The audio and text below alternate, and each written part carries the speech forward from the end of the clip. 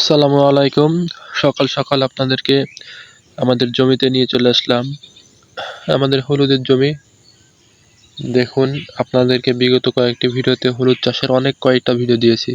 তো আপনারা ভালো রেসপন্স করেছেন। আপনারা সবাই কমেন্ট করবেন আপনারা কারা কারা হলুদ চাষ করতে আগ্রহী। তাহলে আপনাদের সামনে আরও কয়েকটি ভিডিও নিয়ে চলে আসব। তো দেখুন, আমাদের জমিটি অনেক আগাছা হয়ে রয়েছে, তারপরে হলুদের গাছ সুন্দর রয়েছে। তবে আমাদের উচিত ছিল কয়েকদিন আগে সার প্রয়োগ করা, কিন্তু অতিরিক্ত বৃষ্টির জন্য আমরা সার প্রয়োগ করার কোনো সুযোগই পাইনি। সেই জন্য গাছটা কিছুটা লালটে রঙের রয়েছে। তবে এই গাছ আশা করছি কয়েকদিনের মধ্যে ভালো হয়ে যাবে। বৃষ্টির জন্য আমরা কোনো কাজ করতে পারি নাই, সেই জন্য গাছের অবস্থা এরকম হয়ে গেছে।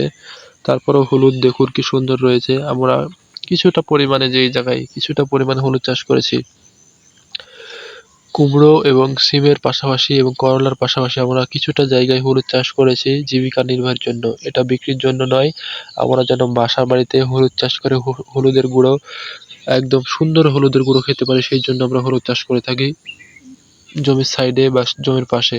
আপনাদেরকে অনেকে বলেছি যে জমি ফেলে না রেখে অবশিষ্ট জমিতে আপনারা অবশ্যই হলুদ চাষ করবেন। দেখুন হলুদ গাছগুলো কি সুন্দর। তবে হলুদ যারা বেশি করে চাষ করতে চান তারা অবশ্যই চাষ করতে পারেন। তো আপনার খেয়াল রাখবেন যেন জাতটা যেন ভালো হয়। এই যেটা দেখবেন একদম গাঢ় গাঢ় হলুদ কালার বা লাল কালার, সেই হলুদটা আপনারা সংগ্রহ করবেন এবং সেই হলুদটা চাষ করবেন। আমাদের এখানে 2 কেজি হলুদ চাষ করা রয়েছে। তো দেখুন 2 কেজি হলুদে কি পরিমাণ গাছ রয়েছে। আমরা বিগত বছরে হলুদ চাষ করেছিলাম। তো বিগত বছরের অভিজ্ঞতা বলতে চাচ্ছি যে বিগত বছরে 1 কেজি হলুদ থেকে আমরা প্রায় 1 মণ হলুদ সংগ্রহ করতে পেরেছিলাম। মানে 1 কেজি হলুদ চাষ করে 1 মণ হলুদ হয়েছিল। তো সেই হিসাবে আপনারাও চাষ করতে পারেন। 10 কেজি লাগালে হয়তোবা 8 থেকে 10 মণ হলুদ অনায়াসে আপনারা সংগ্রহ করতে পারবেন যদি জাত ভালো হয়। তো দেখুন আমাদের হলুদ এইখান থেকে আমরা গতবার এর আর্ধেক করেছিলাম। আর্ধেকে 1 কেজি লাগিয়েছিলাম। 1 কেজি থেকে আমরা 1 মণ সংগ্রহ করতে সক্ষম হয়েছিলাম। তো এবার আমরা কিছুটা বেশি করেছি। 1 কেজির জায়গায় 2 কেজি রোপণ করেছি যেন 2 মণ সংগ্রহ করতে পারি। তো 2 মণ হলুদ শুকিয়ে গুঁড়ো করলে অনায়াসে অনেক দিন চলে যাবে। দুই বছরের কাছাকাছি চলে যাবে আমাদের। তো আপনারাও যারা বাসা বাড়ি ফাঁকা রেখেছেন বা বাড়ির আশেপাশে অনেক জায়গা ফাঁকা রয়েছে, তারাও চাষ করতে পারেন, কারণ হলুদ যেকোনো জমিতে হয়ে থাকে। তো বাসাবাড়ি বা যেকোনো ফাঁকা জায়গায় আপনারা হলুদ চাষ করতে পারেন জীবিকা নির্বাহের জন্য। অন্তত হলুদ চাষ করে আপনাদের বাড়ির বিভিন্ন চাহিদাটা মেটানো সম্ভব হবে।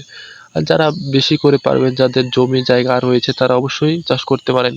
হলুদ নিশ্চিন্তের একটি ফসল, চিন্তামুক্ত ফসল, সুন্দরভাবে হয়ে থাকে। তো গাছের পরিস্থিতি দেখুন, খুব সুন্দর গাছ। আর জমি কিছুটা স্যাঁতসেঁতে রয়েছে, কেননা অতিরিক্ত বৃষ্টি হয়েছে। বৃষ্টির পানিতে একদম জমি নষ্ট হয়ে গেছে।